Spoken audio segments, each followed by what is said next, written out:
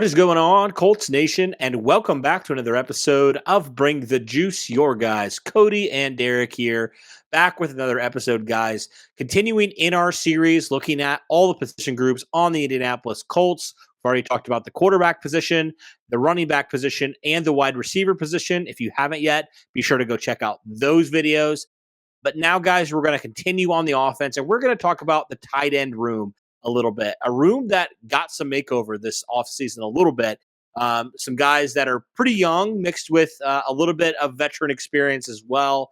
It's going to be a very interesting position to talk about because I feel like there is a ton of upside with this group, but a lot of unprovenness right now. I think if you would make me say what is one thing you would say about this tight end room, I would say they are unproven. But let's start in, Derek. First off, just give me your overall impressions on how the Colts addressed their tight end room this year.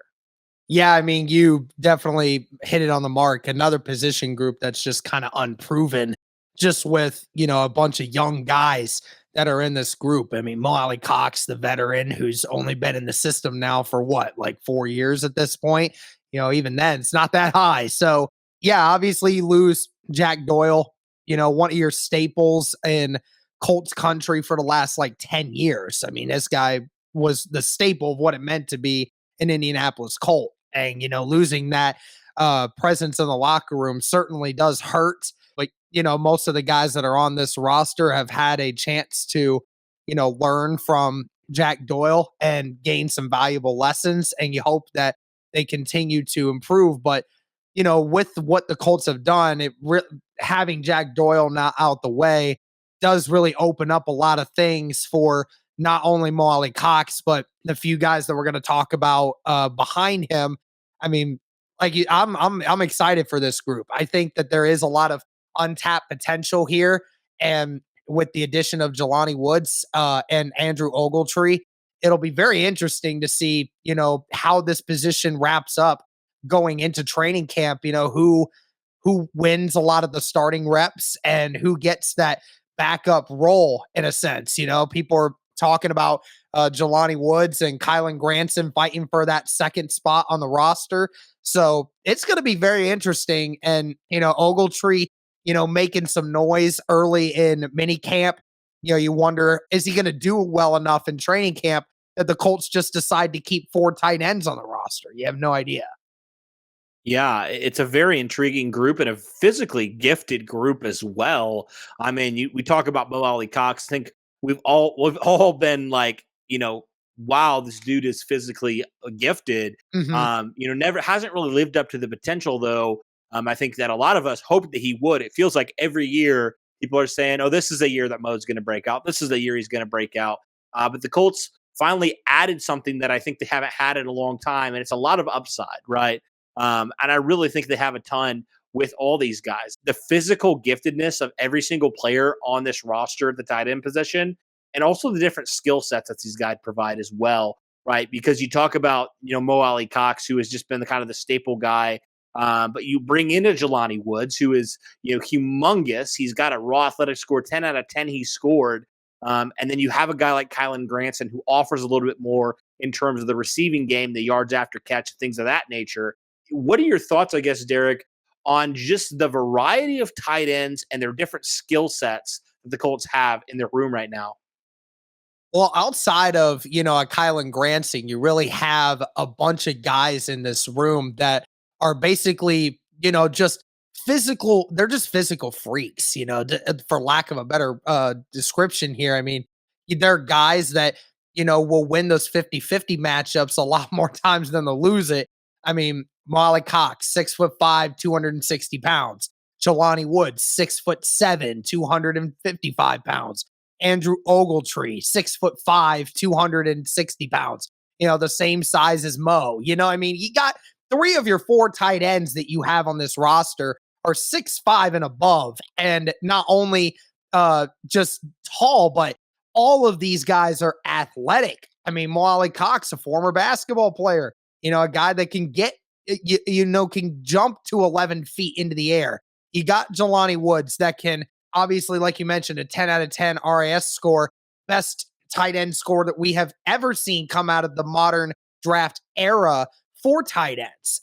Andrew Ogletree, the Colts mentioned it several times. Andrew Ogletree's skill set of being able to make contested catches, be able to make those finesse catches that just most guys that big aren't able to make.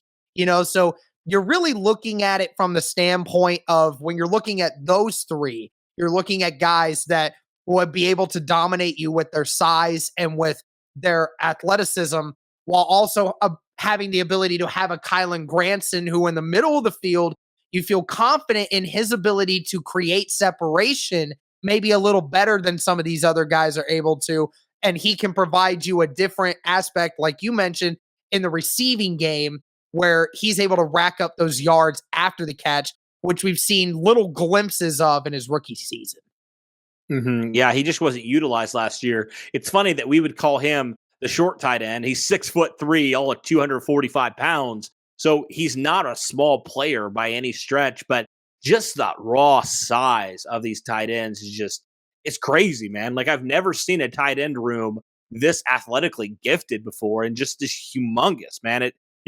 I'm sure we've all seen Space Jam, but it's kind of like the Monstars, man. They're huge. It's like, oh my goodness, like what? Like, everybody is just so ginormous. It's Now, hard to believe it. obviously, ability, right? They have to be able to actually make plays and score touchdowns and stuff.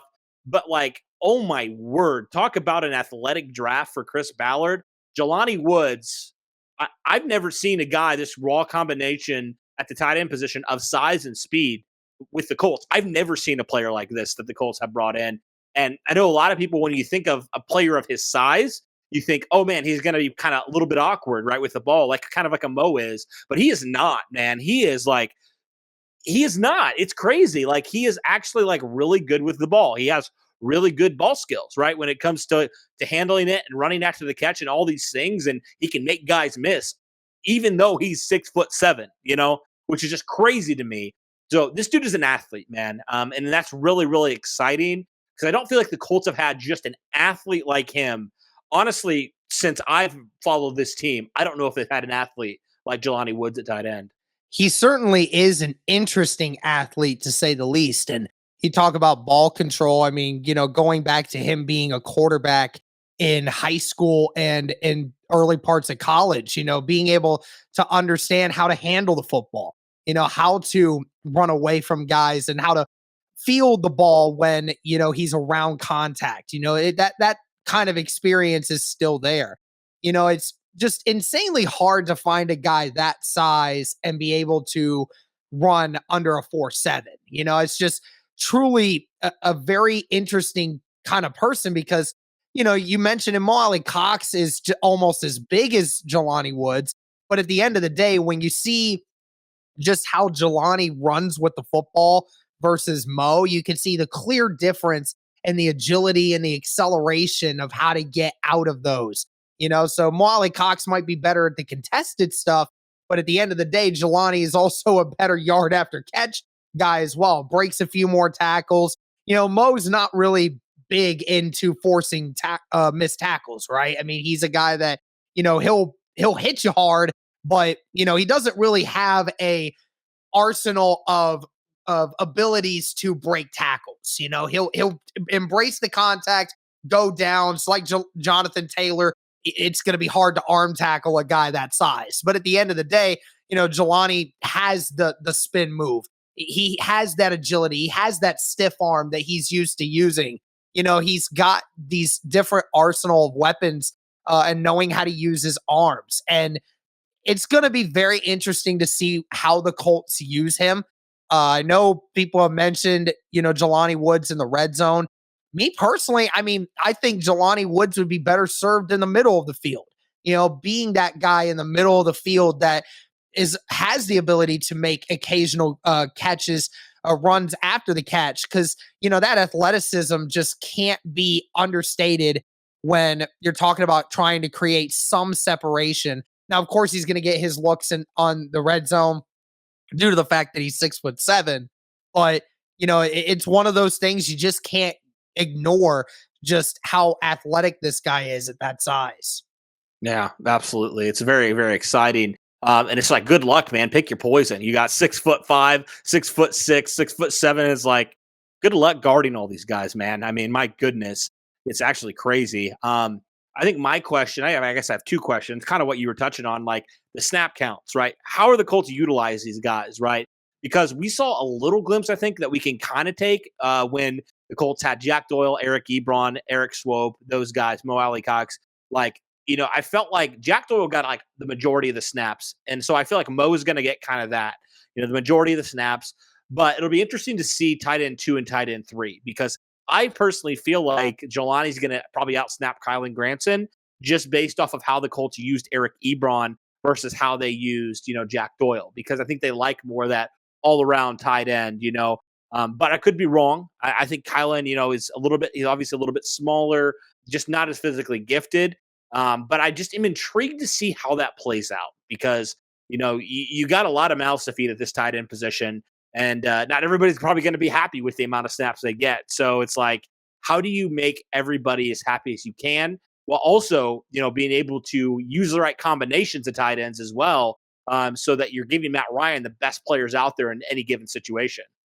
I mean, it really is going to ultimately come down to how well Jelani Woods is able to run block going into training camp because we can't forget the Colts with their scheme, the way they want to run things is through the running back. It's Jonathan Taylor's team. I mean, Jonathan Taylor is the guy, right? So you're going to have to run the football with this team. That's how they establish their identity. And who is going to be the better blocker in training camp is ultimately going to be the guy that gets that second string spot and who's going to get a vast majority of the snaps.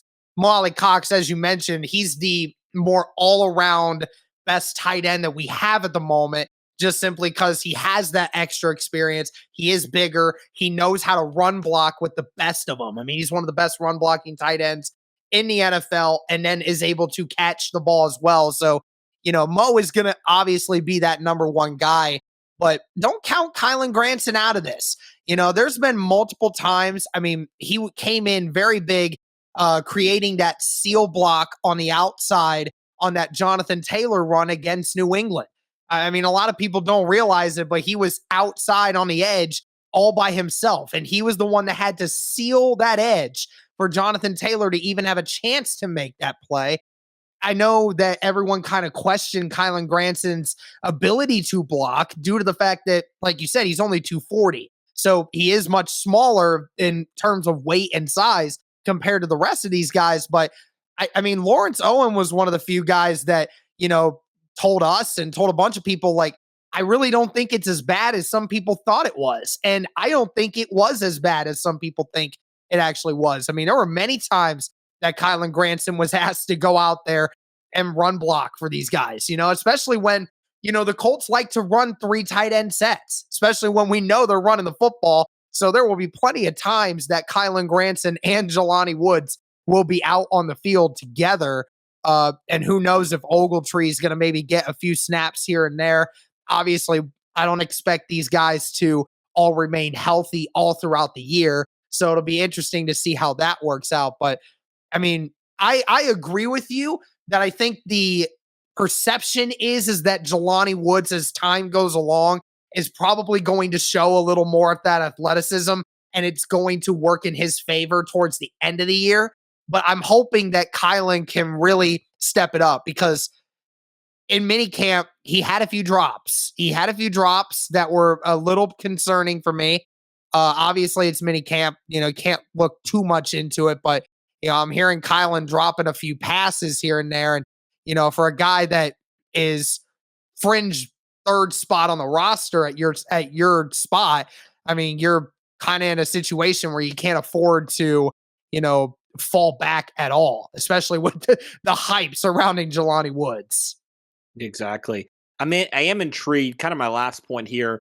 I'm very intrigued to see how Matt Ryan utilizes these tight ends and how it maybe brings their numbers up. Because I was looking a couple years ago at Phillip Rivers in this Colts offense, and literally 3 tight ends that he used 3 tight ends with the Colts that year, if you remember. And it seemed like there was a lot of them that had similar stats. There wasn't one that necessarily blew everybody else out of the water.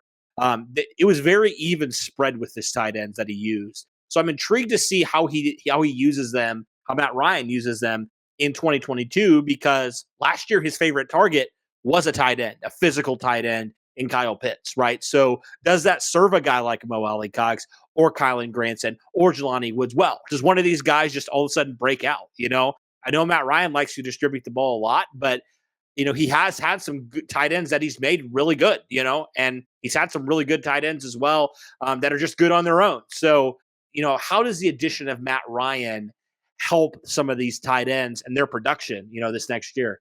Well, I think it helps for a lot of reasons. When we talk about Mo from last season, I think that there's two reasons why we kind of felt he was a little underwhelming last year. One, because in times when Carson Wentz did get him the football, he sometimes would drop it. He sometimes would mess up. And that happens with players once in a while.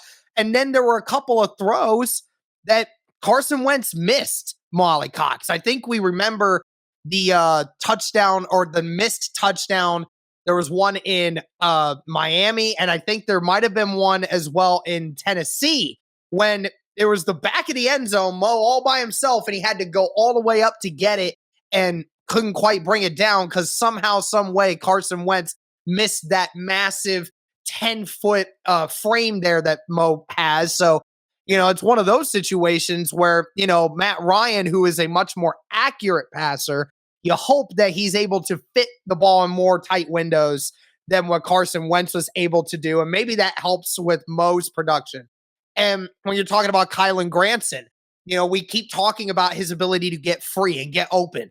Maybe Matt Ryan recognizing that a little more, maybe that does help him, with things like that. And Jelani, it's all just a matter of, figuring it out as time goes along. But if we're talking specifically for Mo and for Kylan, Matt Ryan's ability to find the open man and his ability to be a lot more accurate as a passer, I think really bodes well for Kylan and Mo. We already know the confidence that Mo is showing towards Matt Ryan at this point. He's basically already compared him to Andrew Luck in a way, and the way he acts on the field and the way he acts in the building and in the locker room. So, that chemistry is already there. So I'm excited to see what Mo and Kylan's production looks like with a better quarterback in Matt Ryan. Yeah, it's going to be interesting to see for sure. I'm really looking forward to seeing how this group grows together, and some guys who maybe will take a step forward this year. It's really exciting. But let us know, guys, your thoughts on this tight end room. Do you agree with us? Do you think that who do you think is going to kind of take a step forward? Do you think it's going to be a Mo? Do you think it's going to be Jelani? Do you think it's going to be Kylan? Do you think it's going to be multiple guys? Let us know in the comments below. Thank you guys so much for tuning in. And as always, guys, go Colts.